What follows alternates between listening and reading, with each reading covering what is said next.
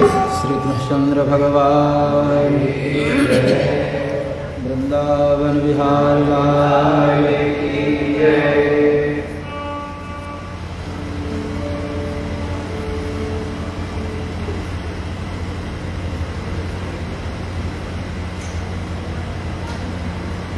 श्रीहपति सर्वेश्वर श्रीधर समस्त वस्तु विलक्षण अखिल हे प्रत्यनीक भगवान श्रवण नारायण रामकृष्ण वेंकटेश की कृपा से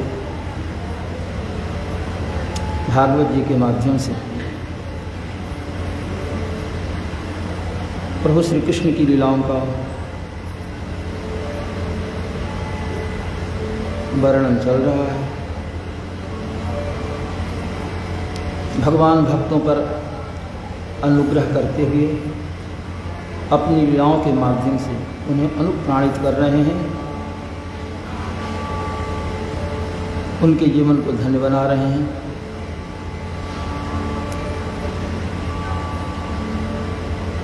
भक्तों की चाह होती है वृंदावन में मेरा वास हो, मथुरा में जन्म हो। इस जन्म में तो हम कहीं और किसी स्थल में प्रादुर्भूत हो समय व्यतीत कर रहे हैं, लेकिन भगवान आगे का जन्म हो तो मथुरा में हो।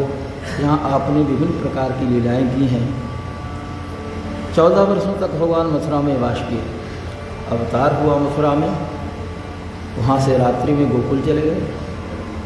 वृंदावन में 11 वर्ष की अवस्था तक रहे और पुनः मथुरा में आ गए।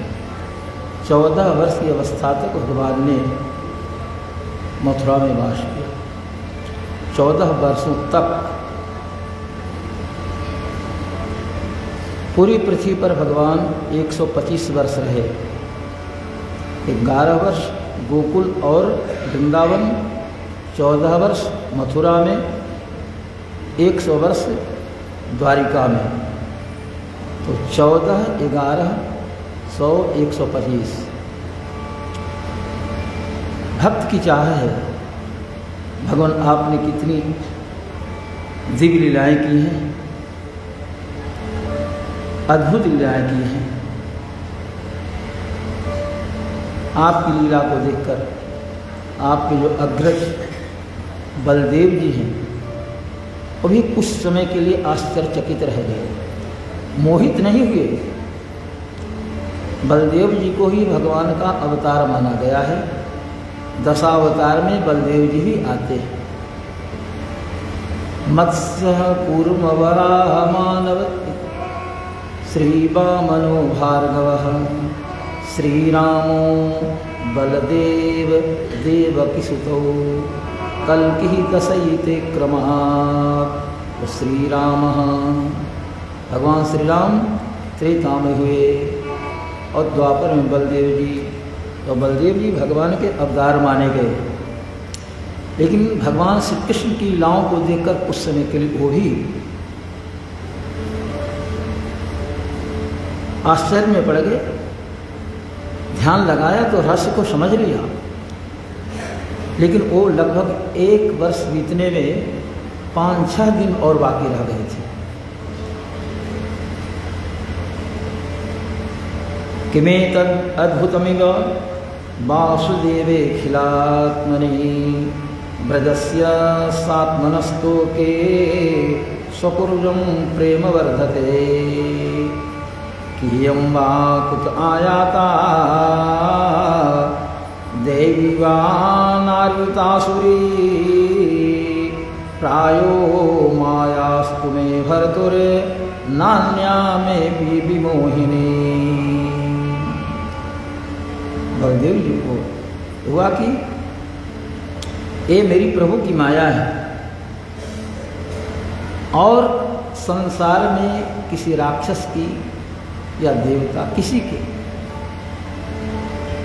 ऐसी माया नहीं जिससे मेरे मन में भी भ्रम पैदा हो और मेरा मन भी मोहित हो जाए। ये तो मेरे प्रभु की ही लीला है।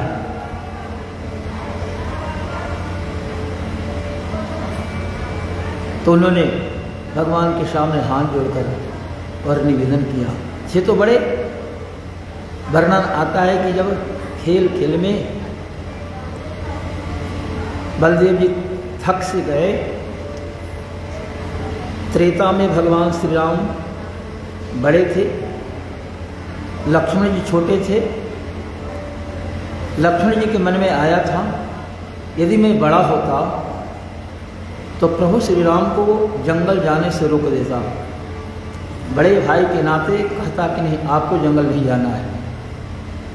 तो भगवान मेरी बात मान करके जंगल नहीं जाते तो उन्हें उतने कष्ट नहीं झेलने पड़ते। इस उद्देश्य से द्वापर में लक्ष्मण जी बलराम के रूप में आए, अर्थात शेष ही वहाँ लक्ष्मण थे और वहाँ शेष बलराम रूप में आए। बड़े हैं और समय पर भगवान को आदेश भी देते हैं, भगवान सम्मान करते हैं। बलदाऊ जी बड़े भैया अग्रज हैं।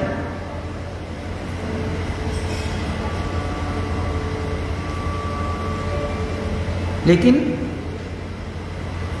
जब कुछ रहस्य भरी बातें, रहस्यमयी परिस्थिति आती है तो बलदेव जी समझते हैं कि ये तो नारायण है और मैं इनका सेवक हूँ। लीलाक्रम में माँ के गर्भ में मैं पहले आ गया, इसलिए बड़ा मैं हो गया, और ये छोटे हुए रामानुज कहलाए। रामानुज बलराम, 3 राम की चर्चा हमने की थी, परशुराम, दशरथ नंदन श्री राम और बलराम। तो राम माने बलराम, उनके अनुज श्री कृष्ण। तो बलराम जी ने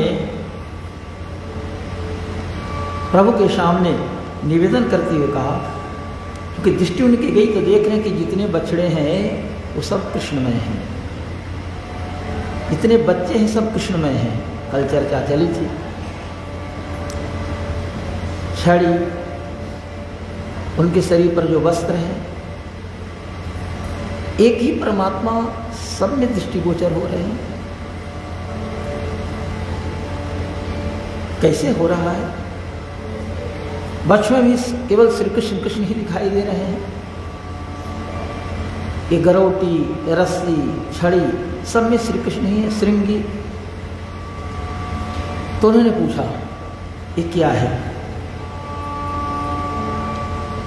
इसी संचिंतिता सार्हो वत्सं शैवान। अवयव सहित वत्सों को देख करके, अर्थात बच्चों के साथ जो व्यवहार में आने वाली वस्तुएं हैं उनको देखा, सब जगह कृष्ण कृष्ण ही दिखाई दे रहे हैं।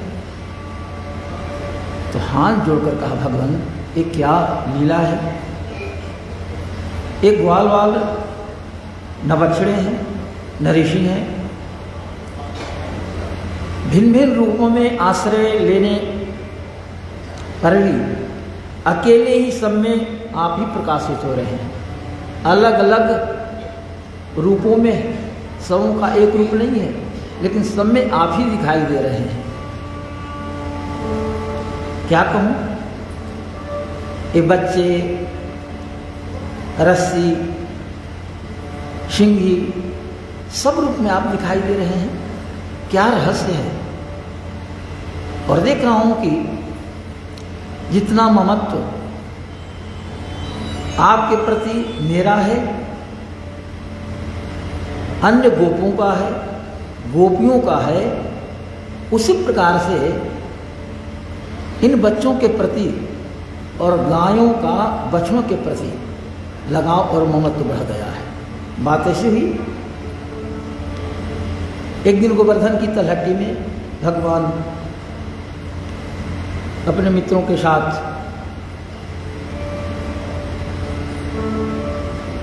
बछड़ों को चराने ले गए। बड़े बूढ़े जो गोप थे वो गोवर्धन पहाड़ पर गायों को चरा रहे थे, एक मार्ग से चढ़ा लेते थे और नीचे बछड़े थे। गायों की दृष्टि ऊपर से बछड़ों पर पड़ी। वो बछड़े तो सब श्री कृष्ण में हैं। अब उन गायों के अंदर इतना वात्सल्य जाग गया, इतना उद्रेक आया, बच्चों के प्रति लगाव का भाव आया कि जिस मार्ग से उतर नहीं सकती थी पहाड़ से, उन मार्गों से भी छलांग लगाती और उतर गई। जिस मार्ग से आना जाना था उस मार्ग को छोड़ करके पहाड़ है, पहाड़ पर कैसे उतरना। लेकिन इस ढंग से उन गायों के अंदर प्रेम उमड़ा, पूंछ उठा लेकर और गर्दन को नीचे सटाए। है 4 पैर, लेकिन इतने तेज से गायें दौड़ पड़ी कि लगा कि 2 पैर वाली, 2 ही पैर है। गोपों ने डंडे के सहारे उन गायों को रोकने का प्रयास किया, बहुत प्रयास किया, लेकिन गायें नहीं रुकी और छलांग लगाते जिस मार्ग से कभी उतरी नहीं थी पहाड़ से, उन मार्गों से उतरकर और बछड़े के पास आ जाती हैं। अब बछड़ों को चाटने लगी, बछड़े के प्रति वात्सल्य प्रदर्शित करने लगी। ऐसा हुआ कि 1 साल के अंदर कुछ गायें अलग बछड़े भी दे चुकी थी। उन बछड़ों के प्रति उतना लगाव नहीं, लेकिन जो बछड़े पहले के थे उनके, जो भगवान श्री कृष्ण ही रूप में थे, उन बछड़ों को दूध पिला रही, उनके थनों से दूध झर रहा है। जब पहाड़ से उतर रही थी उनके थनों से दूध झर रहा है। बछड़े के पास आकर के बछड़े को दूध पिलाती है, इस ढंग से चाटने लगी कि लगता है कि बछड़ों को अपने पेट में रख लें, कैसे हृदय में समा लें। इतना वात्सल्य हुआ। गोपों को बड़ा क्रोध आया कि असमय में ऊपर से नीचे उतर आई इन बछड़ों को देख करके। तो नीचे बछड़े जितने थे सब तो भगवान श्री कृष्ण के रूप में ही थे। डंडे लेकर के गोप तेजी से नीचे आए, वो भी किसी ढंग से उतर करके। क्रोध तो था मन में कि चल करके इन सबों को दंड दूंगा, गायों को पीटूंगा। जब नीचे आते हैं अपने बच्चों को देखते हैं, बच्चों को देखते हैं, तब बच्चे के रूप में तो भगवान श्री कृष्ण ही थे। उन बच्चों को देखते इनके अंदर भी वात्सल्य जाग उठा। उन बच्चों को गोद में लेते हैं, गोद में उठा करके और मुख चूमते हैं, स्नेह प्रदर्शित करते हैं। ऐसा कुछ समय तक चलता रहा। किसी ढंग से पुनः गाय अलग हुई और एक गोप भी उन बच्चों को छोड़कर के अलग हुए। बलदेव जी को बड़ा आश्चर्य लगा, क्या रहस्य है। इसी क्रम में उन्होंने ध्यान लगाया, ध्यान लगा करके चिंतन किया। थे तो वही भगवान के अवतार, भगवान के अनन्य सेवक। तो जान लिया कि इसमें ये मेरी बुद्धि जो ये हो रही है, इसमें किसी दूसरे की माया नहीं है, बल्कि प्रायो मायास्मे भर्तु। भर्तु माने मालिक, पति को कहते हैं, पति माने भगवान। तो वस्तु माया हमारे भगवान की ही है, हमारे भगवान श्री कृष्ण हैं, तो उन्हीं की ये माया है, और नहीं तो दूसरी कोई माया मुझे मुंह में नहीं डाल सकती। प्रायो मायास्मे भर्तुर नान्या में पी विमोहिनी केयम वा कुत आयाता दैवी वा नारुतासुरी प्रायो मायास्तु मे भर्तुर नान्या में पी विमोहिनी। कौन सी माया है, कहाँ से आई, किस देवता की है, मनुष्य की है, असुरों की है, दैवी वा नारुतासुरी। निश्चय करे कि नहीं, ये तो मेरे परमात्मा की, स्वामी की ही माया है। अब भगवान से पूछा, भगवान ने सारी घटना सुना दी कि बड़े भैया जानते हैं, ब्रह्मा ने बछड़ों को चुराकर एक स्थान पर रख दिया है, हमारे मित्रों को भी एक स्थान पर जाकर मूर्छित करके रखा है। ब्रह्मा को मोह हो गया है, तो स्वयं मैंने अपने आप को इतने रूप में परिणत कर दिया है। बलदेव जी को शांति। इतना वो पवित्र क्षेत्र है जहाँ लाखों बछड़े के रूप में और उतने बालकों के रूप में भगवान 1 साल तक उस भूमि को पवित्र करते रहे। ब्रज को पवित्र बनाते रहे। इसलिए भक्त का निवेदन है कि भगवान आगे यदि मेरा जन्म हो तो ब्रज में जन्म हो। इतनी दया हो भगवान जब जन्म दूसरा हो। इतनी दया हो भगवान जब जन्म दूसरा हो। इतनी दया हो भगवान जब जन्म दूसरा हो। इतनी दया हो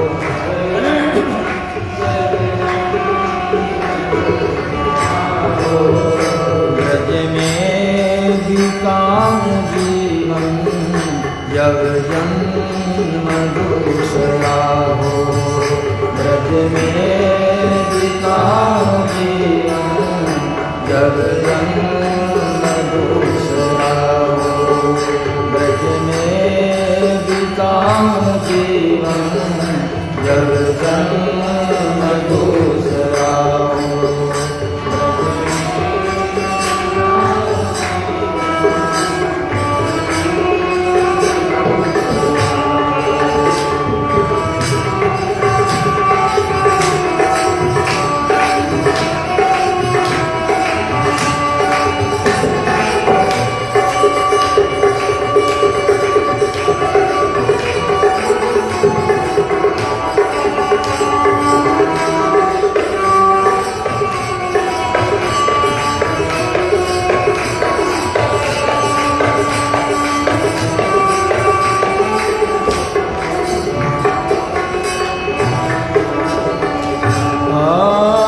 प्रतिभा मई मही हो कुछ डूब लही हो।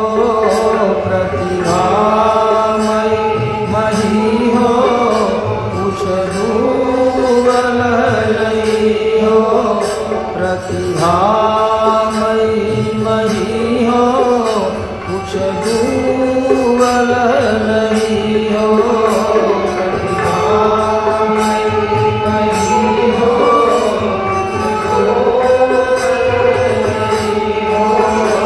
यमुना निकट वही हो जब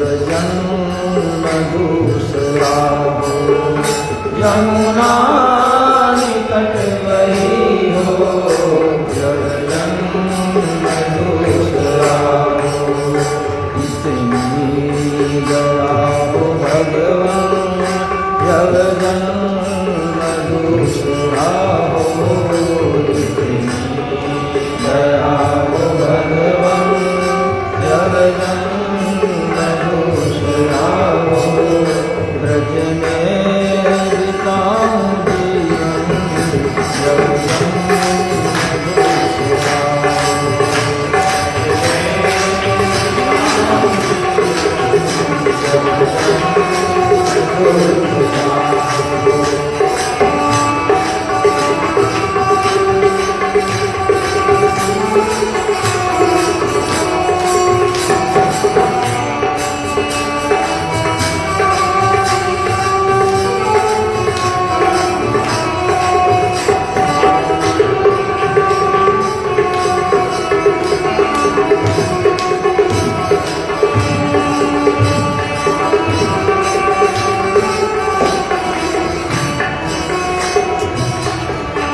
प्रात कानो बजा हो हरिनाद हो रहा हो।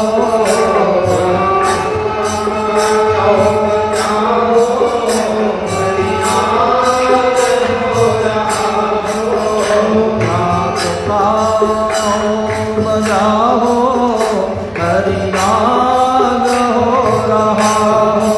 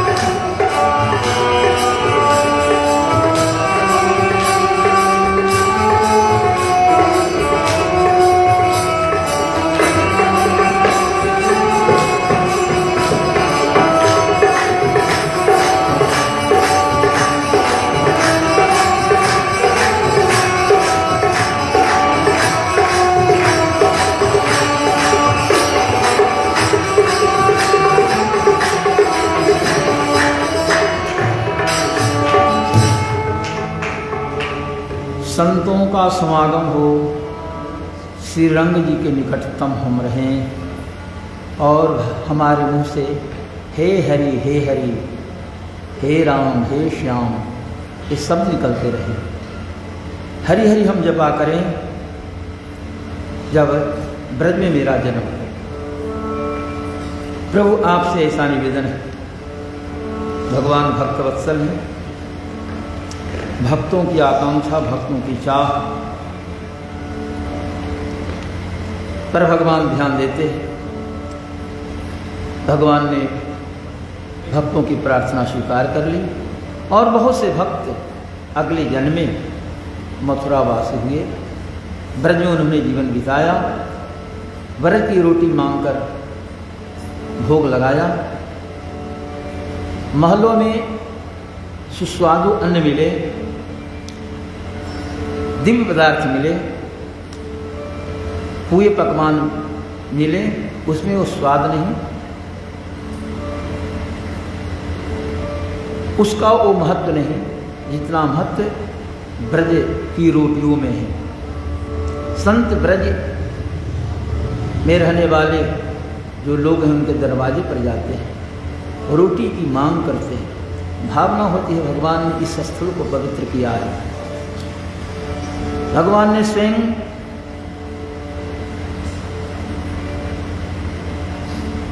ब्रज के जो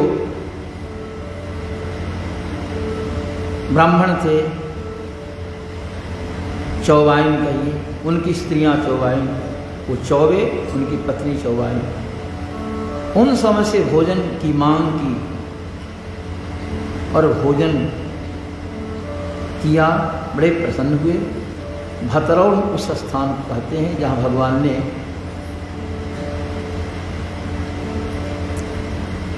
भात खाया था। मित्रों को भेजा, भूख लगी है, वहाँ एक दिवसीय यज्ञ हो रहा है, आंगिरस यज्ञ, जाओ और उनसे कहो। तो तथाकथित चौबे लोग सत्य से अपरिचित रहे और उन्होंने बच्चों की बात की उपेक्षा कर दी, लौट आए। बाद में भगवान ने कहा कि पुरुष बड़े निष्ठुर होते हैं और महिलाएं दयालु होती हैं, इसलिए इस बार भी जाओ, एक बार और प्रयास करो। यदि प्रयास करने के बाद सफलता न मिले तो समझना चाहिए कि मेरा प्रयास ठीक ढंग से नहीं हुआ, अतः जाओ प्रयास करो, इस बार सफलता मिलेगी। तो चौबे की स्त्रियों के पास इनके मित्रगण जाते हैं और जाकर के इन लोगों ने कहा, हमारे सखा श्री कृष्ण सन्निकट में पधारे, गौ चराते आए, दोपहर का समय हो गया, उन्हें भी भूख लगी है, उनके मित्रों को भूख लगी है, हम लोग भी भूखे हैं। अतः उन्होंने प्रसाद की याचना की है। इतना सुनना था कि ब्राह्मणों के मुख से, अन्य लोगों के मुख से भगवान श्री कृष्ण के अपूर्व सौंदर्य, माधुरी की चर्चा सुनती रहती थी। श्री कृष्ण यहाँ पधारे हैं, ये सुनकर तो धन्यतमा हो गई। सुंदर परात में सुस्वादु जो भी पदार्थ थे सबको सजा करके, कपड़े से ढक करके, और चौवाइन स्त्रियाँ सब कृष्ण के पास जाती हैं। लंबी कथा है। भगवान ने उनका नैवेद्य स्वीकार किया, वो सब धन्यतमा हो गई। चौबे लोग तो उन्हों के अंदर में मन में क्रोध आया, लेकिन भगवान से उन लोगों ने ऐसा कह दिया, तो भगवान ने अपनी शक्ति से और उन समूह की बुद्धि को भी परिवर्तित कर दिया। बाद में उन समूह को ग्लानि होती है, आहा हमने परमात्मा को नहीं पहचाना। प्रभु ने स्वयं याचना की और हम लोग अज्ञ बने रहे। यज्ञेश्वर तो भगवान है, यज्ञ पुरुष तो परमात्मा स्वयं सन्निकट में आए हैं, तो सामने उपस्थित परमात्मा की उपेक्षा कर करके और न दिखने वाले यज्ञेश की हम आराधना करने में तल्लीन रहे, अपने को धिक्कारते हैं और उन अपनी पत्नियों को धन्यवाद देते हैं। धर्म के क्षेत्र में नारियां आगे होती हैं पुरुषों की अपेक्षा। तो भक्त की जो प्रार्थना है कि भगवान आगे मेरा जन्म ब्रज में हो, वहीं मैं समय बिताऊं, वहीं कालक्षेप हो, रोटियों को मांग करके जमुना का जल पीऊं और काल यापन करूं, ऐसा अवसर मुझे आप दें। भगवान स्वीकार करते। एक वर्ष के बाद ब्रह्मा जी देखने आए, संक्षेप में स्वीकार रखूं, देखा कि सब कुछ यहाँ ठीक ठाक है।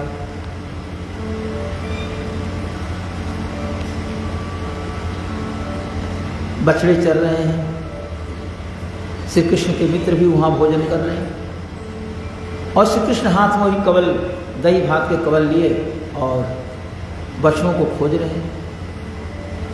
अरे एक तरफ बछड़े भी दिखाई दे रहे हैं, एक तरफ मित्र भी हैं, अन्वेषण भी कर रहे हैं। दृष्टि पड़ी तो देखते हैं जितने बछड़े सब में श्री कृष्ण कृष्ण हैं, बालक जो हैं सब में श्री कृष्ण हैं, रस्सी पगहा गरौटी छड़ी सब में श्री कृष्ण।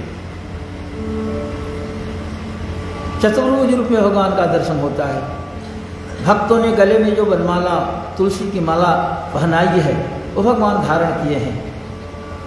सर्वत्र कृष्ण में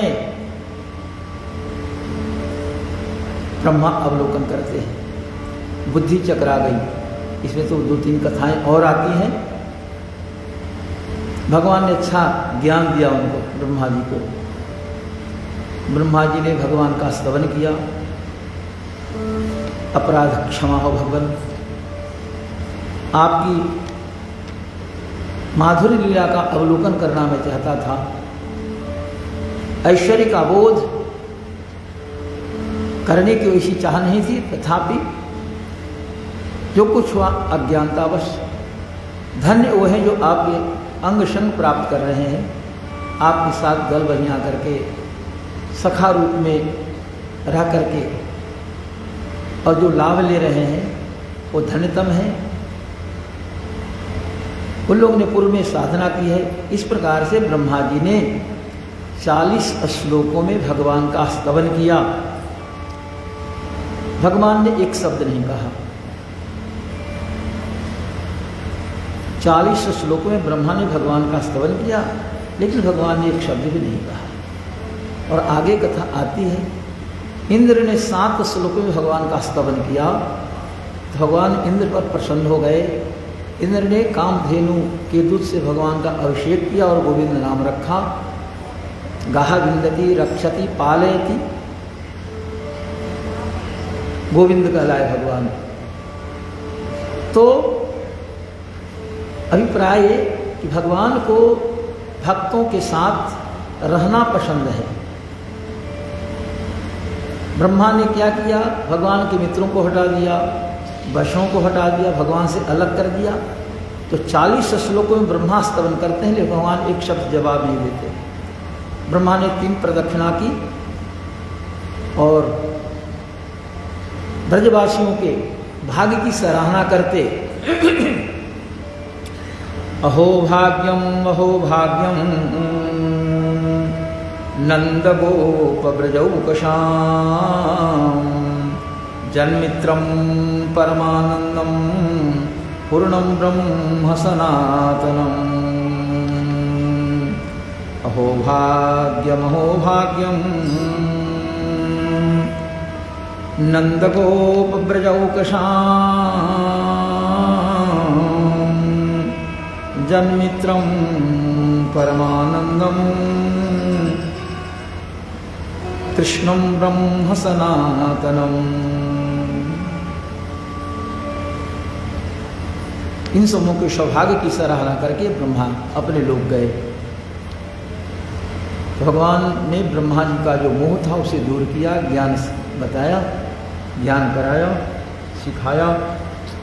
आप ही नहीं जगत के नियंता हैं, बल्कि जगत पति कोई और है। समूह की अपनी सीमा है, सब मेरे अधीन है, ये बोध हुआ। आगे भगवान ने और भी कई प्रकार की लीलाएं की है, झिनकासुर का उद्धार किया है, कालिए नाग के विष से अपने मित्रों को बचाया। कालिए नाग जमुना जी के क्षेत्र में रहता था, हृद 100 फण उसके थे, उसके विष से पानी खौलता रहता था। आकाश में उड़ने वाले जो पक्षी थे वो भी झुलस कर नीचे गिर जाते थे, और अगल बगल जो वृक्ष थे वो भी विष के प्रभाव से, क्योंकि जमुना जी का जल खौलता है, वहाँ से जो हवा चलती थी वो हवा विषाक्त हो जाती थी। इससे अगल बगल के जितने वृक्ष सब झुलसे हुए प्रतीत होते थे। बछड़े ज्ञानाभाव में जल पी लिए, वो सब प्रभावित हो गए। मित्रों को ही भगवान ने प्रभावित देखा, मन में सोचा ये जमुना का क्षेत्र मेरे लिए पवित्र होना चाहिए। ऐसा क्षेत्र नहीं हो जिसमें हमारे भक्त नहीं आए या कोई पानी पी करके और प्रभावित हो जाए, उसकी मृत्यु हो जाए। अतः कालिए नाग को यहाँ से बाहर करना है। भगवान ने चिंतन किया, पीताम्बर को कमर में लपेटा, एक कदम के वृक्ष पर चढ़ गए, वहीं से उन्होंने छलांग लगा दिया। 400 हाथ दूर तक जब कूदे, एक तो ऐसे ही विष के प्रभाव से जल खौलता रहता था, भगवान उसमें कूदे और जल उछला जैसे कोई गजराज हाथी गजराज माने हाथी पानी में मस्त होकर के और सूंड से पानी को उछालता है, आनंदित होता है, वैसे भगवान निर्भीक होकर के और जल को उछालने लगे, उस पर थाप देने लगे। जोर की आवाज़ हुई, चक्षुश्रवा सर्प कालिए नाग नीचे था। अनुभव हुआ कि लगता है कोई आकर के और कुछ कर रहा है। कौन ऐसा है जिसकी हिम्मत हुई? बाहर आया, भगवान श्री कृष्ण का जो स्वरूप देखा, आहा क्या बात है, कितना सलोना बालक है, शरीर पर पीताम्बर है, कुंतल घुंघराले केश है, मुखाकृति कैसी है, तो कालिए ना अपने 100 फणों से आंखें भगवान के स्वरूप को देख करके, और उस समय तो ये रहा, भगवान भी देख रहे हैं, वो भी। अब भगवान निर्भीक होकर के एकदम जल में विहार कर रहे हैं। तो पहले तो कालिए नाग भगवान के स्वरूप देख करके मोहित जैसा हो गया, क्योंकि ऐसा स्वरूप आज तक देखा नहीं था। लगा कि बालक तो बड़ा अच्छा है, देखने में सुंदर, मनोज्ञ है, चित्त को आकर्षित करने वाला है, चित्ताकर्षक स्वरूप, लेकिन बड़ा निर्भीक है। मेरे स्थान में आकर के इतना निर्भीक हो और जल में वो खेले, ये करे भला। कालिए नाग ये हुआ, भगवान कृष्ण के सिंह पहुंचा, डसा कई स्थानों पर और अपने आगोश में ले लिया, चारों तरफ से लपेट करके उनको ही किया। कुछ समय के लिए तो भगवान ने लीला की, मूर्छित जैसे हो गए। तो जो ग्वाल तट पर देख रहे थे, गाय वो बछड़े वगैरह, उन सबों को देख करके बड़ा ये हुआ, बड़ा दुख हुआ, वो सब मूर्छित हो गए। अरे कन्हैया को सर्प ने इस ढंग से किया। उधर की स्थिति है कि वृंदावन में माताएं, बच्चों की माताएं थी, यशोदा जी थी, नंद जी थे, सबके मन में भय व्याप्त हो गया। कुछ गजब का उत्पात होने लगा, जोर की हवा चलने लगी, ऐसे कुछ दृश्य उपस्थित हो गए जिससे लगे कि हाँ कोई आगे बड़ी घटना होने वाली है। सबके मन में भय व्याप्त हो गया, क्या हो रहा है। नंद जी ने पता लगाया तो आज श्री कृष्ण अकेले गए हैं और बलदेव तो यही हैं। अरे बलराम नहीं गए, बड़े भाई को छोड़कर चले गए, और चिंता हो गई। सबों के मन में लगता है कि कृष्ण का अनिष्ट होने वाला है। बार बार तो राक्षस आते थे, अनिष्ट करने का प्रयास करते थे, आज कुछ अनिष्ट होने वाला है। तो ये भावना से सब लोग ये हो गए, भावना से भावित हो सब लोग वहां से चल दिए। वृंदावन से इधर भगवान श्री कृष्ण चराने के लिए गए थे गाय बछड़ों को, उधर चल दिए। बलदेव जी मुस्कुरा रहे हैं, क्योंकि वो तो भगवान की शक्ति जानते थे। श्री कृष्ण को कभी कोई कुछ नहीं करने वाला है, अनंत शक्ति के वो पुंज हैं। इस संसार में कोई ऐसा व्यक्ति नहीं कि मेरे परमात्मा को वो कुछ बिगाड़ सके, इसलिए बलराम जी पर कोई प्रभाव नहीं है। लेकिन सब लोग चल रहे हैं, वही इधर भगवान ने लीला की। कुछ समय तो रहे, फिर शरीर को उन्होंने फुलाया, मोटा किया, तो उसका काली नाग का शरीर टूटने लगा, तो अंत में छोड़ दिया। भगवान कुछ समय इधर उधर पैतरा उतरा करते करते अंत में जो है सो एक ढंग से उसे थका दिया, थका जैसा प्रतीत हुआ, कभी इधर कभी उधर, वो भी सर इधर उधर हो। भगवान तो लीला बिहारी नटवर नागर नंदा, देखा कि सब कुछ थका ढंग का हुआ, तो छलांग लगा के उसके फण पर चढ़ गए। जौन फण ऊपर कर उस फर पर दे, अपने पैरों से कुचल दे। इस प्रकार से 100 फण थे, सभी फणों पर भगवान ने पाद प्रहार किया। उसकी शक्ति कुंठित होने लगी, जिस फण को ऊपर करे भगवान उसी फण पर ये करे। आकाश में देवगण थे, लगा कि भगवान नर्तन करना चाहते हैं, फण पर नर्तन करने वाले हैं, ऊपर से धुंधबीर बजाने लगे, होने लगे। अब भगवान वहीं पर काली नाग के फण पर नर्तन करने लगे। बड़ा दिव्य भगवान की लीला हुई।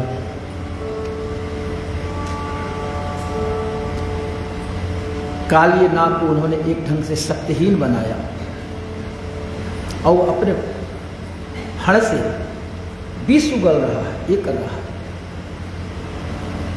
लाल पीले जल हो रहे हैं उसके बीच से। लेकिन भगवान को क्या प्रभाव पड़ना था? भगवान ने इतना उसे खरे फणों को कुचल दिया, मरमाहत हो गया, मरणासन स्थिति हो गई।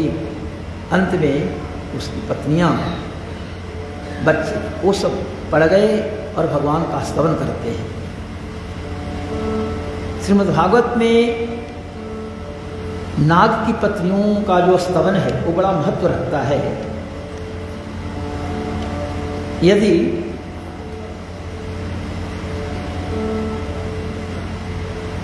इस प्रसंग को देखा जाए तो इतना सुंदर भाव है नाग पत्नियों का कि बहुत से स्तोत्र हैं।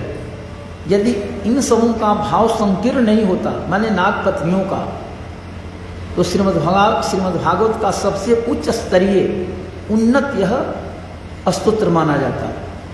लेकिन नाग पत्नियों ने अंत में ही कहा, पति प्राण प्रदीयताम, मेरे पति के प्राण वापस करें, इन्हें छोड़ दे, इन पर अनुग्रह करें।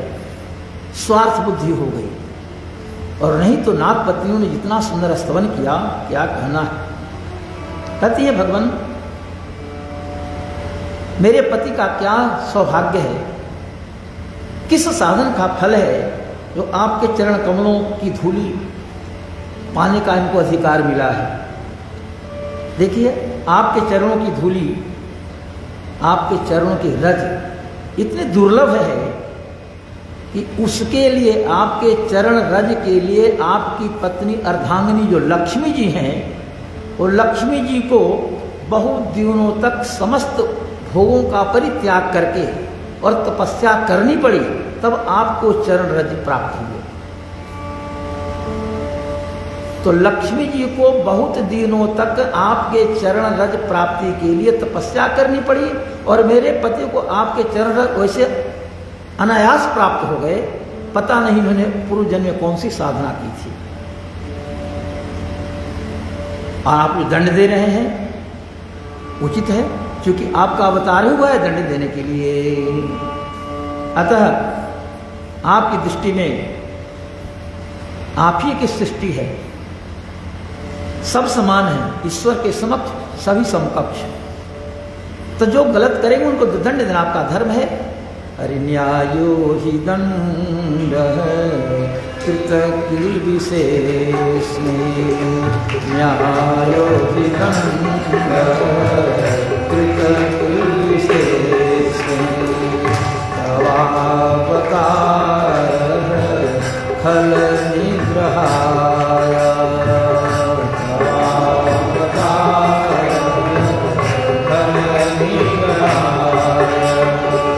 न्यायो हि दण्डः कृतकिल्बिषेऽस्मे, न्यायो हि दण्डः कृतकिल्बिषेऽस्मे, तवावतारः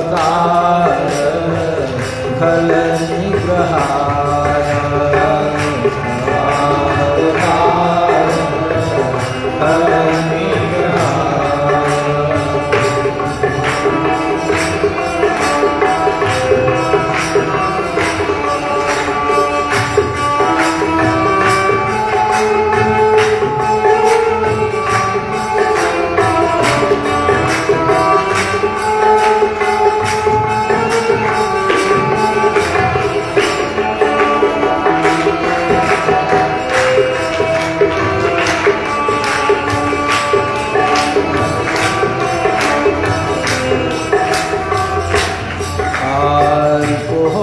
सुतानाम् अपि तुल्यदृष्टे, सुतानाम् अपि तुल्यदृष्टे, भक्तिदमं फलमेवानुशंसन्, भक्तिदमं फलमेवानुशंसन्।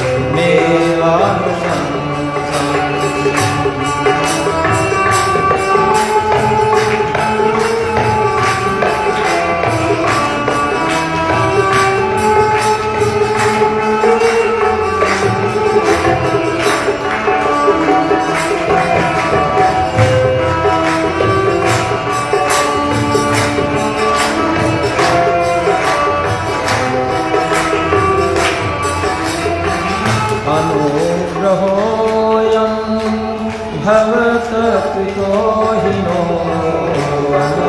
अनुग्रहोऽयं भवत्कृतो हि नो, गण्डो सतां ते खलु कल्मषापः, गण्डो सतां ते खलु कल्मषापः, यत् गन्धसूत त्वममुष्य देहिनः, यत् गन्धसूत त्वममुष्य देहिनः,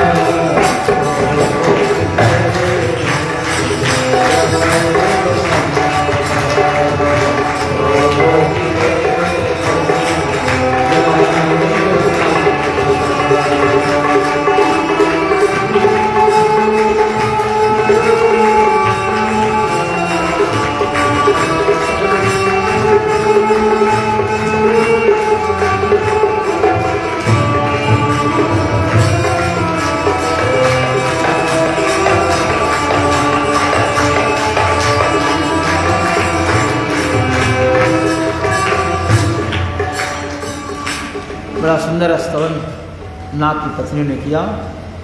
नमस्तुभ्यं भगवते पुरुषाय महात्मने, भूतावासाय भूताय पराय परमात्मने,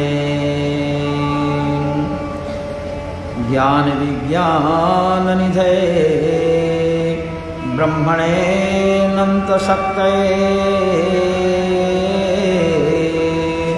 अगुणाय विकाराय नमस्ते प्राकृताय च,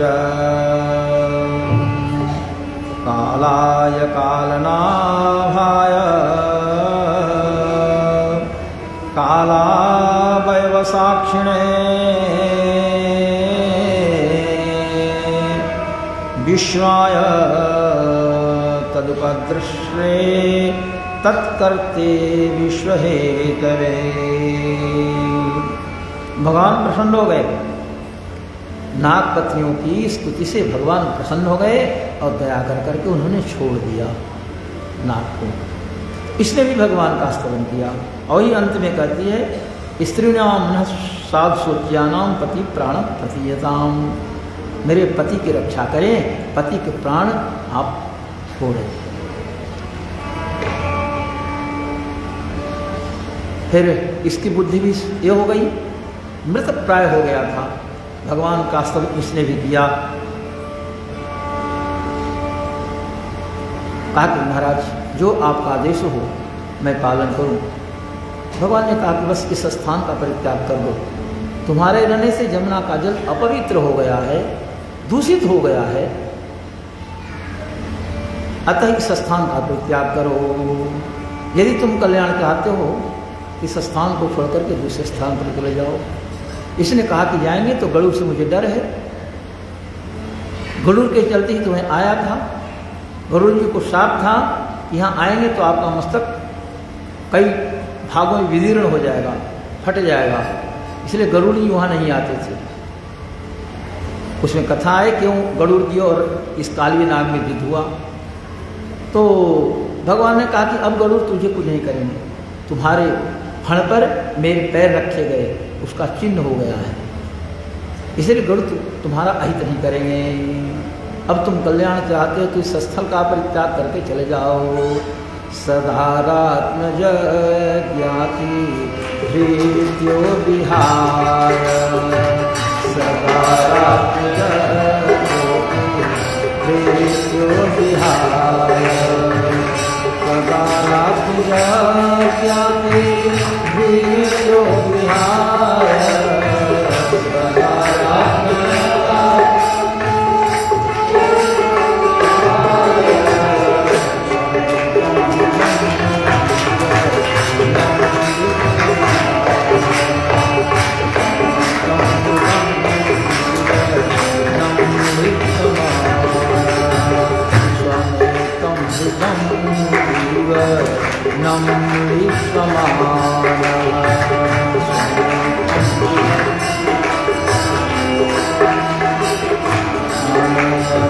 मया क्लेशितः काली एत्थं कुरु त्वं, मया क्लेशितः काली एत्थं कुरु त्वं, भुजङ्गप्रयात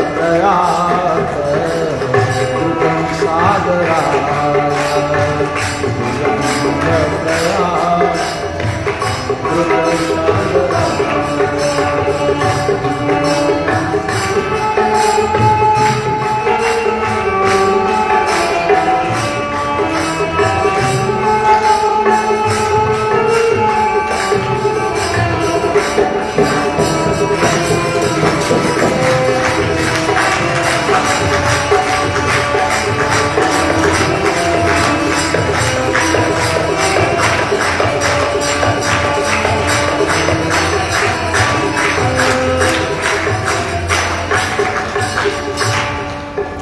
बोलिए भक्त वत्सल भगवान की। भगवान पुनः जल से बाहर आए, माता ही पहुंच गई हैं, नंदी पहुंच गए, सब लोग पहुंच, सबों को लगा कि कृष्ण का दूसरा जीवन हुआ। बहुत समय बीत गया था। तो उस दिन रात्रि में जमुना के तट पर ही लोग सो गए। गौएं भी थक गई थी, ब्रजवासी भी थक गए थे, भूख प्यास भी लग रही थी, अतः रात्रि में ब्रज में नहीं गए, जमुना के तट पर ही लोगों ने शयन किया। गर्मी का मौसम, वन उपवन सब सूख गए थे, रात्रि में सो रहे हैं। एकाएक आग लग गई, जंगल में आग लगी, चारों तरफ से आग घेर करके लगा कि अब सन्निकट में आ रही आग। सब लोग कोलाहल करने लगे, कृष्ण रक्षा करें, रक्षा करें। भगवान ने समूह को देखते और आग को पी लिया। भरनाथ को एक राक्षसी था, अग्नि के रूप में सबों को जलाने की योजना थी। सब लोग सो रहे हैं, कृष्ण भी सो रहे हैं, तो मैं आग के रूप में जाकर के जलाऊं। भगवान ने संपूर्ण आग सबों को देखते पी ली।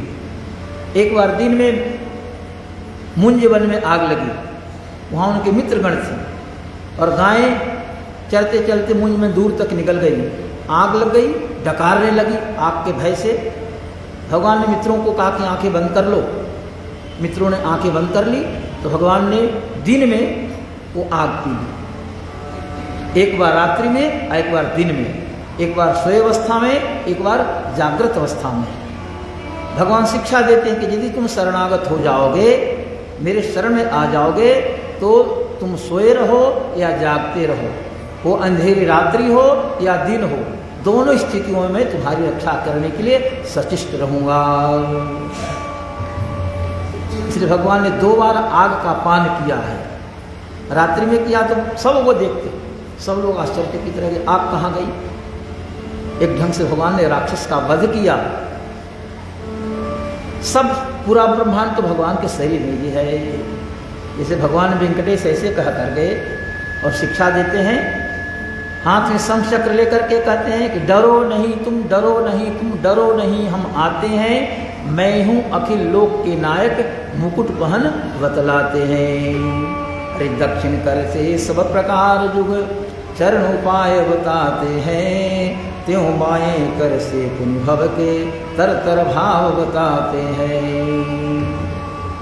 इस हाथ से शरणागत के लिए इससे ये संकेत करते हैं कि शरण में आ जाओगे तो संसार का जल भवसागर तुम्हारे लिए थोड़ा हो जाएगा।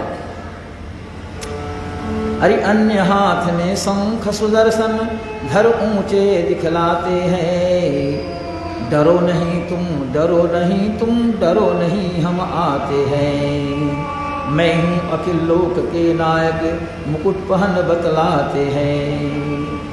तीनों लोगों का मैं मालिक हूँ, ये भगवान मुकुट धारण कर करके बतलाते हैं। भगवान वेंकटेश का चित्र बना हुआ है, देखिए चक्र है और शंख है। एक हाथ भगवान ऐसे किए, एक हाथ ऐसे किए हैं। तो भगवान को जो शरणागत हो जाते, भगवान उनकी रक्षा करने के लिए सदैव कटिबद्ध होते हैं, तत्पर होते रहते हैं। आगे और कई प्रकार की कथाएं आती हैं। गोपियाँ तो सदैव भगवान के दर्शन के लिए आकुल व्याकुल रहती हैं। एक क्षण भी उनका गोविंद के दर्शन के बगैर बीतता है तो लगता है कि कितने युग बीत गए, एक क्षण है 100 युगों के बराबर हो रहा है। गोपीनां परमानंद आसीद गोविंद दर्शने, क्षणं युग शतमिव जासां येन विना भवत। गोपीनां परमानंद आसीद गोविंद दर्शने, क्षणं युग शतमिव जासां येन विना भवत। ब्रज में गोपियों का एक एक क्षण 100 युगों के बराबर बीत रहा।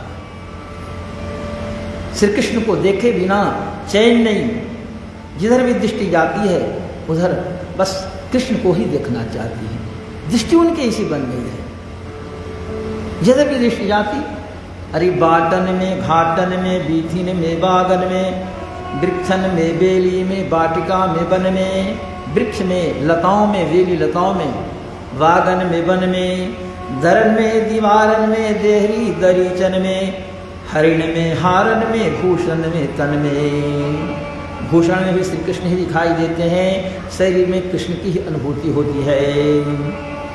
कानन में, कुंजन में, गोपिन में, गायन में, गोकुल में, गोधन में, दामिनी में, घन में। गोकुल में दामिनी बिजली चमकती है, उसको दामिनी कहते हैं।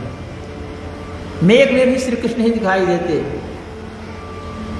तो मेघ जैसा भगवान का स्वरूप है, और दामिनी जो बिजली चमकती है अंधेरी रात्रि में, उसकी जो आभा है उससे ज्यादा आभा भगवान के पीताम्बर में है।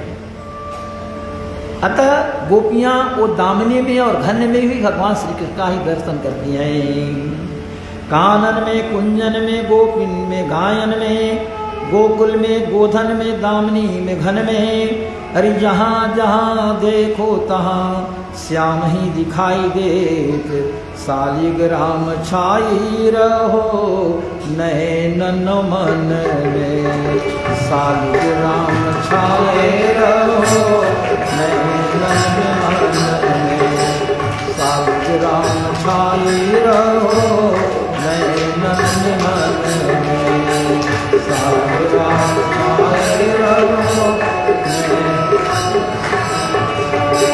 जहाँ जहाँ देखो तहाँ श्याम ही दिखाई देता, जहाँ जहाँ देखो तहाँ श्याम ही दिखाई देता, शालिग्राम छाई रहो नैनन मन में, शालिग्राम छाई रहो।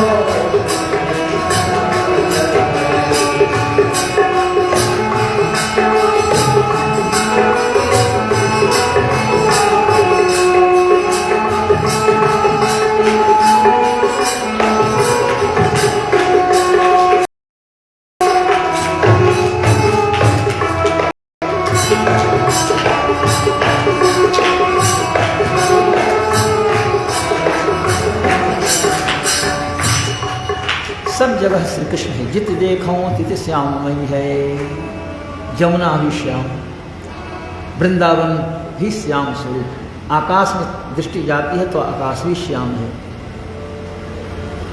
शालिग्राम भगवान होते वो श्याम ही होते हैं। जित देखो तित श्याममयी है, सब जगह ऐसी भावना बनी।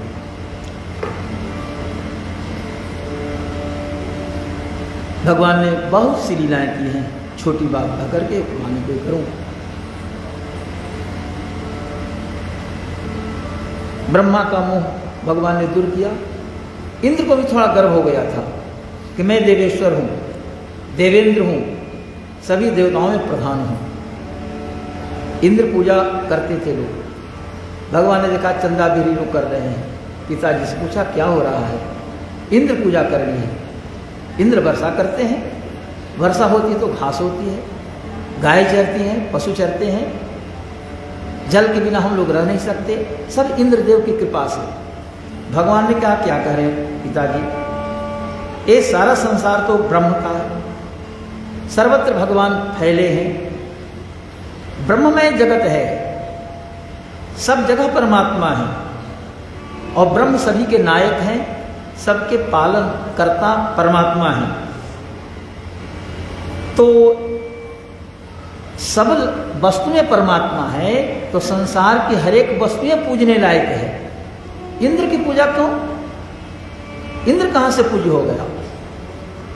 मनुष्य कर्म के अनुसार फल प्राप्त करता है, हम लोग कर्म करते हैं इसके अनुसार हम लोग को फल प्राप्त है। फिर इंद्र की पूजा में आप इतना तल्लीन हैं पिताजी, हमें बात अच्छी नहीं लगती। ऐसे इंद्र की पूजा आप करना चाहते हैं तो मुझे इनकार नहीं है, लेकिन मैं तो समझता हूं कि इंद्र में कोई विशेषता नहीं है। कौन सी विशेषता है कि इंद्र पूज्य हो गए? अतः मेरा मानना है एक परमात्मा है, परमेश्वर एक है, उस परमेश्वर की पूजा होनी चाहिए। और आध्यात्मिक दृष्टि से यदि हम विचार करें कि जो हमें भोजन दे, पशुओं को चारा दे, वो हमारा रक्षक हो, परमेश्वर है। परमेश्वर तो हम तो गोवर्धन के समीप रह रहे हैं, गाय गोवर्धन पर जाकर चर रही हैं, गोवर्धन से पानी झरझर गिरता है, वो जल का उपयोग हम लोग करते हैं, तो मेरे दृष्टि में तो गोवर्धन पूज्य है। इसलिए इंद्र की पूजा के स्थान पर गोवर्धन की पूजा हो। भगवान ने इस ढंग से समझाया नंद जी को कि नंद जी ने कृष्ण की बात मान ली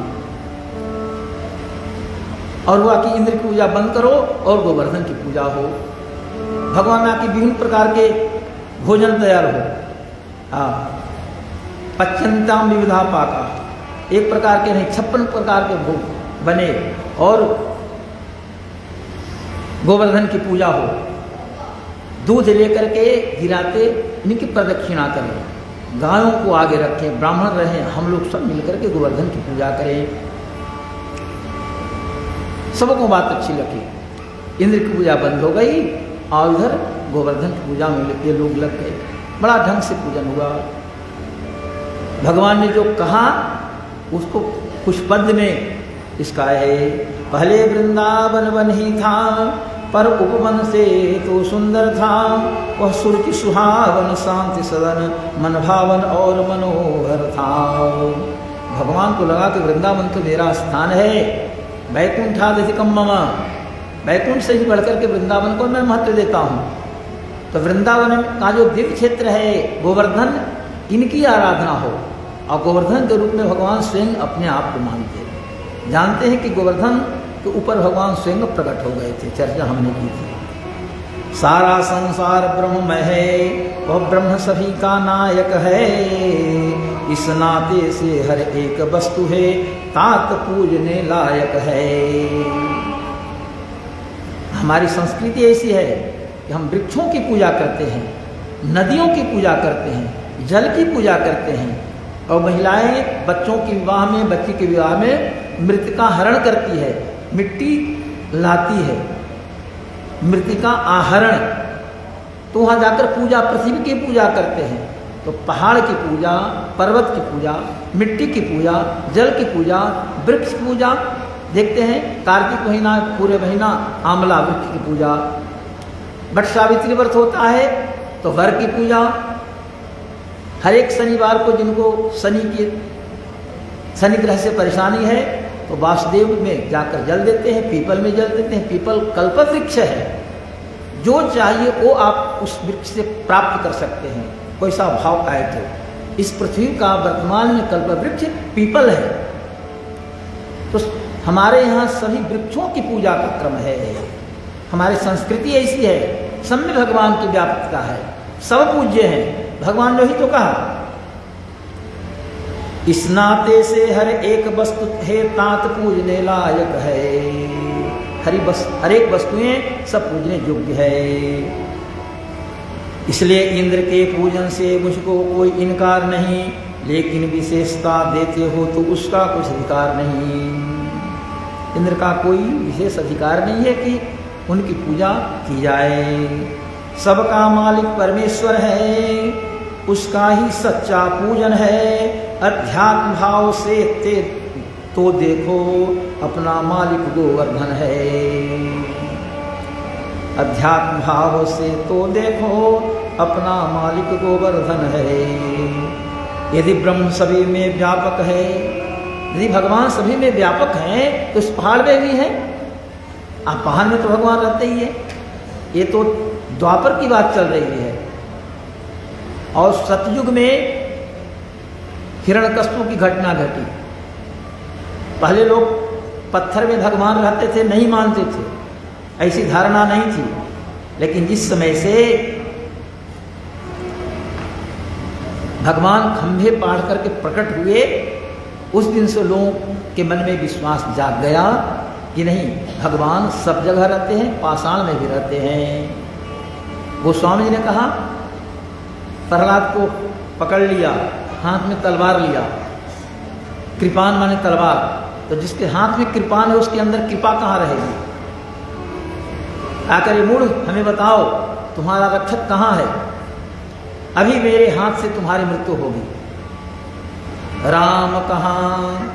तुम्हारे रक्षक राम कहाँ हैं? प्रहलाद के मुंह से निकल गया, सब ठौर में, सभी जगह हैं। ते घूसा दिया स्तंभ पर, खंभे पर, और कहा किसमें भी? प्रहलाद नहीं चाहते थे कि भगवान को कष्ट दूं, भगवान को प्रकट होना पड़े। लेकिन पिता ने जब प्रश्न किया तो मुंह से अनायास निकल गया कि हाँ, इस खंभे में भी भगवान हैं, राम जी हैं खंभे में भी। हरिकाढ़ी कृपान कृपान कहू, पितुकाल कराल बिलोक निभागे। राम कहाँ सब ठाऊं है खंभ में, हाँ सुनिहा कंद्र के हरिजा। प्रश्न है, राम कहाँ? तुम्हारे रक्षक राम जी कहाँ हैं? प्रहलाद ने कहा सब ठाऊं है, सब जगह है। तो खंभ में? प्रश्न है। प्रहलाद ने कहा कि हाँ, एक खंभ में भी हैं। राम कहाँ? सब ठाऊं है खम्भ में, हाँ सुनी हाक नृके हरि जागे। नृ माने मनुष्य, कहरी माने सिंह। भगवान ने देखा हमको इस रूप में प्रकट होना है, वरदान मांगा है, अतः नृके हरि जागे, अर्थात भगवान नृसिंह उस स्तंभ को फाड़ते और प्रकट हो गए। बोले नृसिंह भगवान बैरी बिदारी भयो विकराल, किए प्रहलाद ही के अनुरागे। बैरी बिदार भयो विकराल, किए प्रहलाद ही के अनुरागे। प्रीति प्रतीति बढ़ी तुलसी, तब से सब पाहन पूजन लागे। पाहन पत्थर, जब भगवान खंभे पत्थर से निकल गए, गोस्वामी जी का कहना है कि तब से लोगों का विश्वास हो गया कि भगवान पत्थर में भी रहते हैं, और उस दिन से पत्थर की पूजा शुरू हो गई। पत्थर में भगवान को लोगों ने अन्वेषण किया और पाषाण की मूर्ति बना करके मंदिरों में रख करके और भगवान को प्राप्त करने लगे। अरे भगवान तो सब जगह हैं, लेकिन देखिए गाय के संपूर्ण शरीर में दूध है, लेकिन आपको दूध की आवश्यकता है, एक पाव दूध चाहिए। तो आप जाइए सिंह के पास, सिंह को सहलाइए, दूध मिलेगा? नहीं। पीठ पर हाथ रखिए, दूध मिलेगा? पेट पर हाथ फेरिए, चारों गोड़ को नमस्कार कीजिए, एक पाव दूध, एक पाव दूध, दूध मिलेगा? नहीं। चल पोंछे पकड़ लीजिए, नहीं मिलेगा। जहाँ स्तन है, छेनी, वहाँ हाथ लगाइए तो वहाँ दूध मिलेगा। संपूर्ण शरीर में गाय का दूध, गाय के शरीर में है, लेकिन दूध उपलब्ध होता है छेनी के माध्यम से। उसी प्रकार से भगवान तो सब जगह हैं, लेकिन मंदिर में उनकी अनुभूति होती है। मंदिर में आते हैं तो ईश्वर का साक्षात्कार होता है, तो सब जगह हो। जैसे गाय के संपूर्ण शरीर में दूध है, लेकिन दूध प्राप्त करने के लिए छेनी में हाथ लगाना पड़ता है। प्रातः काल में गया, जाता रहता हूँ कभी कभी 4:30 बजे सुप्रभातम के बाद, तो देखा गाय, एक गाय ऐसी है, पूंछ अहियापुर दान हुई थी, वो हमें देखते और मेरी ओर आकृष्ट हो गई। जब मैं जाता हूँ तो थोड़ा सा ये पर हाथ फेरता हूँ। हम सोचे कि अलग हो जाते हैं, सिंह है कभी, लेकिन वो नहीं मानी और वो पाया है, पाया में कुछ अपने गला को एक करके संकेत की कि देखिए खुजली लग रही है, आप हाथ फेरें। मैं समझ गया, बहुत समय तक उसके शरीर पर हाथ फेरते रहा, ऐसे करती है, ऐसे करती है, ऐसे, माने एकदम इतना उसको आनंद है। बहुत समय होता रहा। एक बच्चा बोलने लगा दूध के लिए, उसकी माँ कुछ दूर थी, मैं तो पहचाना भी नहीं कहा बच्चे के कौन माँ है। अभी लगता है कि 9 गाय हैं, कोई था नहीं, तो हमने देखा बार बार बोल रहा है, तो हमने बच्चे के पगहा खोल दिया, है कि नहीं।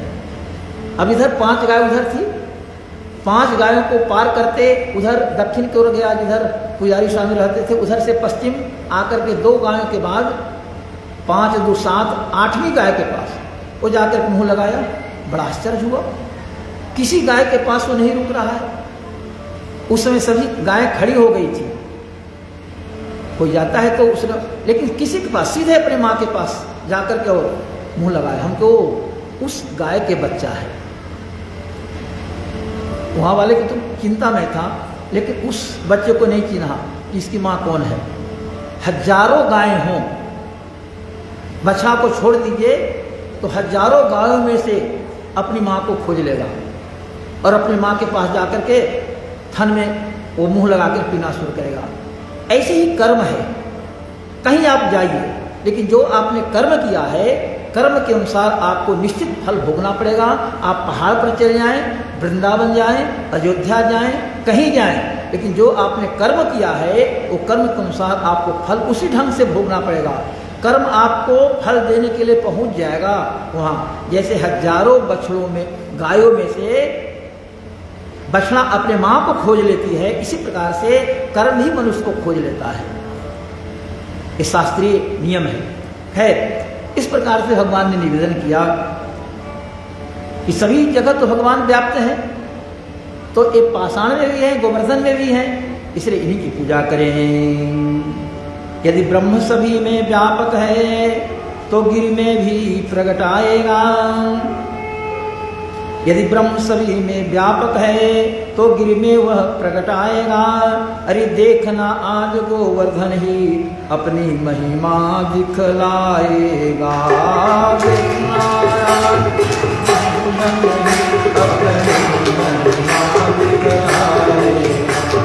देखना आज गोवर्धन ही अपनी महिमा दिखलाएगा।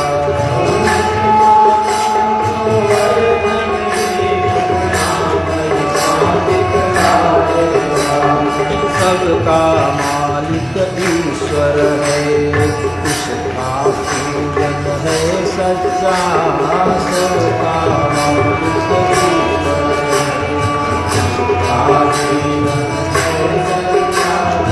आत्म भाव से तो देखो अपना मालिक गोवर्धन है। अध्यात्म भाव से तो देखो अपना मालिक गोवर्धन। सारा संसार ब्रह्ममय है, सारा संसार ब्रह्ममय है, सारा संसार ब्रह्ममय है, सारा संसार ब्रह्ममय है। वह ब्रह्म सभी का नायक है, वह ब्रह्म सभी का नायक है, वह ब्रह्म सभी का नायक है, वह ब्रह्म सभी का नायक है। इस नाते हर एक वस्तु है तात पूजने लायक है। इस नाते हर एक वस्तु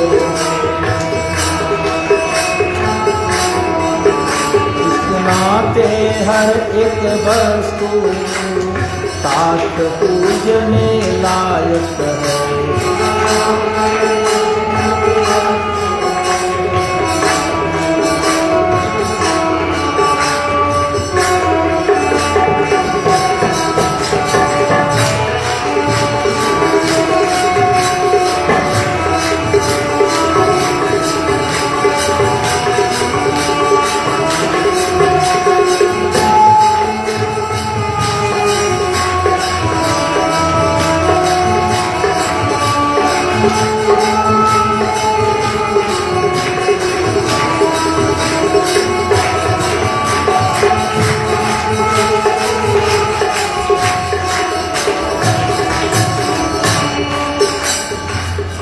भगवान ने अच्छा किया, गोवर्धन की पूजा हुई। इंद्र को पता चला, बड़ा क्रोध आया। कथा से आप लोग अवगत हैं। घनघोर मेघ को बुलाया और घनघोर वृष्टि करने का आदेश दिया। इतनी जोरदार वर्षा हुई, सब लोग त्राहिमाम करने लगे। अंत में भगवान श्री कृष्ण के शरणागत होते हैं, कन्हैया आप ही रक्षा करें। भगवान ने देखा सचमुच में इंद्र कुछ अपने आप को ऐसा समझ रहा है, तो जब भक्तों ने ये किया, तस्मात् मच्छरणं गोष्ठम मन्नाथम मत परिग्रहण गोपाये स्वात्मयोगेन स्वयं मे व्रत आहितः इत्युक्तेनैव हस्तेन इत्युक्तेकेन हस्तेन कृत्वा गोवर्धनाचलं दधार लीलया कृष्णः छत्राकमिवालकः अथाह भगवान् गोपान् हे अम्बतात ब्रजौकशः यथोपजोषं विशत गिरिगर्तं सगोधना। शरणागत हो गए, हे कृष्ण रक्षा करें। भगवान ने देखा हमारे कहने पर ही इन लोगों ने इंद्र की पूजा बंद की है। इंद्र ने क्रोध में आकर के वर्षण आरंभ किया, सब जगह जल ही जल हो गया। भगवान ने लीला लीला में गोवर्धन पहाड़ को उठा लिया इस पानी उंगली पर, जैसे बच्चे गोबर छाता को उठा लेते हैं, और कहा सब लोग आ जाइए इसके अंदर, आइए निश्चिंत होकर इसके अंदर आए, पर्वत गिरेगा डरे नहीं। बोले लोग नीचे आ जाओ, गिरिपति महिमा दिखलाते हैं। यह देखो आप छत्र बनकर वे नीचे हमें बुलाते हैं। ये गोवर्धन स्वयं छाता बन गए हैं और बुला रहे हैं कि आओ, तूने हमारी पूजा की है तो हम तुम्हारी रक्षा करेंगे। अब देखो गोवर्धन जी ऊपर खड़े हो गए, गाय बछड़ों के साथ सब लोग पानी से हो रहे थे, इतनी वर्षा हुई थी, सब लोग उसके नीचे आ गए। भगवान ने कहा जब गिरवर ही रक्षक बनकर गोदी में ब्रज को धर लेगा, जब गिरवर ही रक्षक बनकर गोदी में ब्रज को धर लेगा, तब बिजली क्या वज्र भी गिरे क्या इंद्र हमारा कर लेगा। बिजली गिरे या इंद्र ऊपर से वज्र का प्रहार करे, जब गोवर्धन हमारे रक्षक हो गए तो कुछ हानि होने को नहीं है। पहले तो लोगों को विश्वास नहीं हुआ, ये छोटा बच्चा गोवर्धन को उठा रखा है, यदि हाथ हिल जाए है कि नहीं फिर क्या होगा।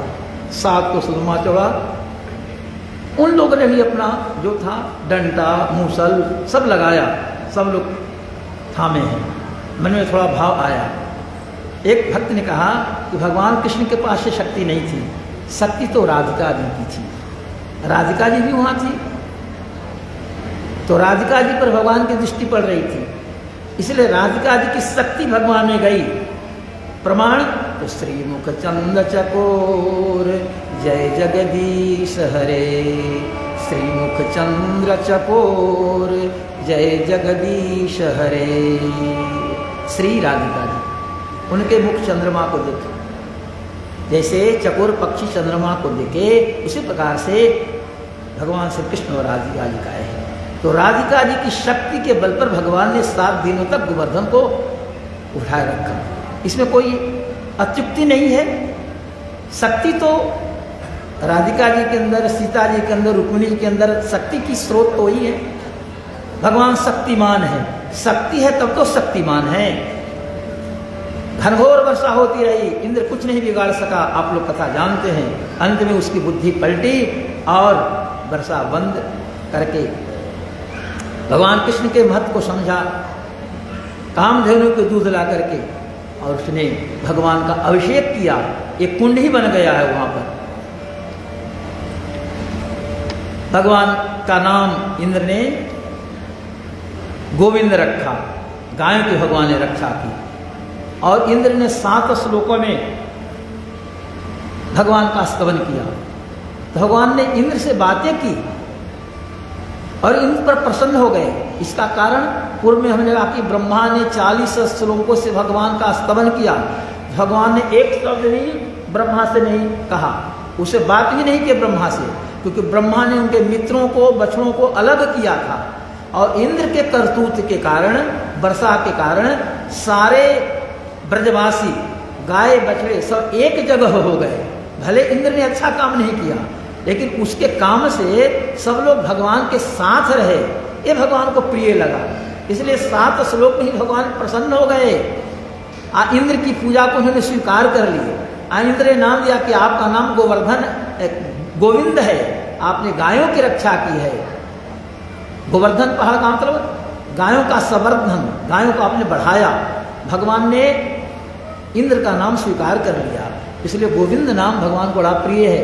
तिरुपति बालाजी जी के यहाँ जाते हैं तो बोलते हैं गोविंदा गोविंदा, लक्ष्मी रमणा गोविंदा, श्री बालाजी गोविंदा, भक्तवत्सला गोविंदा, बोले गोविंदा गोविंदा गोविंदा गोविंदा। इस प्रकार से जैसे यहाँ भक्तों ने भगवान से कहा, हे भगवान आप मेरी रक्षा करें, सारा ब्रज आपके आश्रित है और एकमात्र आप ही हमारे रक्षक हैं, अतः रक्षा करें। भगवान ने कहा कि बिल्कुल मैं रक्षा करूंगा। भगवान ने रक्षा की। तो हम लोग ही भगवान से गोविंद हैं, वही हैं बालाजी। द्वापर में गोविंद कृष्ण बने और एक कलयुग में बालाजी हैं। तो हम तो तेरे शरण में आए श्री बालाजी गोविंदा, हम तो तेरे शरण में आए श्री बालाजी गोविंदा, हम तो तेरे शरण में आए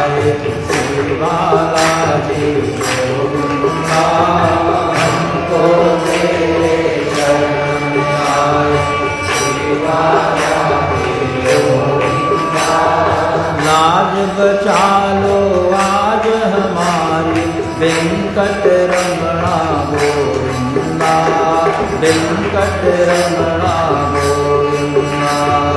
लाज बचालो आज हमारी वेंकट रमणा गोविंदा, वेंकट रमणा गोविंदा। लाज बचालो आज हमारी वेंकट रमणा गोविंदा, भक्त वत्सला गोविंदा। लाज बचालो आज हमारी वेंकट रमणा गोविंदा, भक्त वत्सला गोविंदा।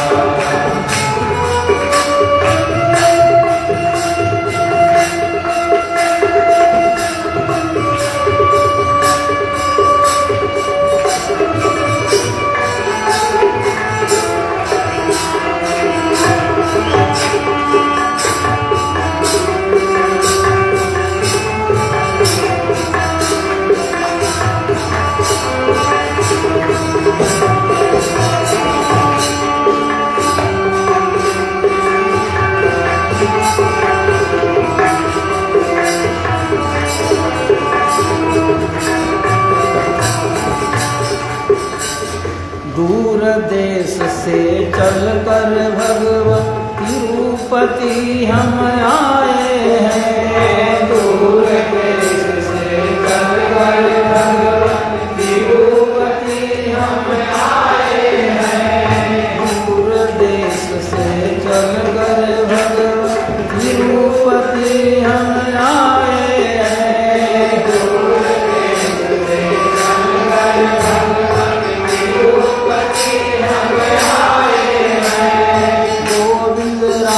भगवत दर्शन करके तिरुमला हम आए हैं।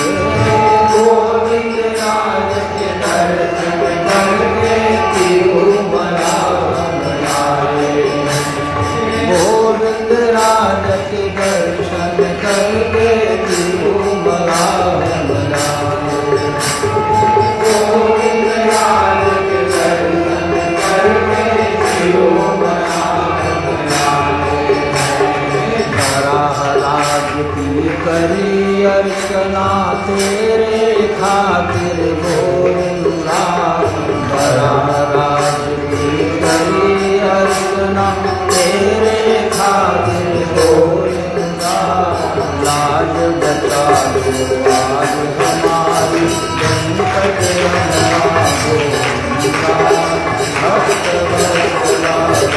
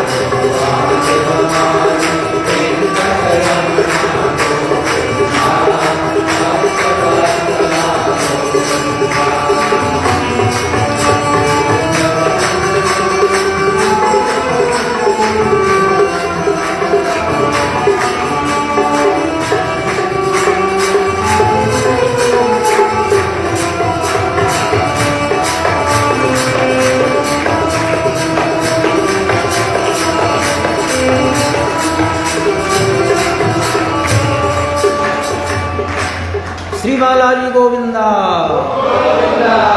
श्री बालाजी गोविंदा, भक्तवत्सला गोविंदा, भक्तवत्सला गोविंदा, तिरुमलेशा गोविंदा, लक्ष्मी रमणा गोविंदा, लक्ष्मी रमणा गोविंदा, बोलिए बालाजी वेंकटेश भगवान की जय, श्री कृष्णचंद्र भगवान की जय, श्यावर रामचंद्र की जय, श्री भाष्यकार रामानुज स्वामी जी महाराज की जय, सनातन धर्म की जय। अब इसमें अंतिम में जो भजन करते थे वो भजन इसी में समाहित हो गया। आरती वाले नहीं अभी आए हैं, हम तो समझे कि आरती वाले आ गए हैं, आंखें बंद थी मेरी। भगवान करें कि थोड़ा भजन भी कर लो। अरे गोविंद में गोविंद मेरो है, गोपाल मेरो है, गोपाल मेरो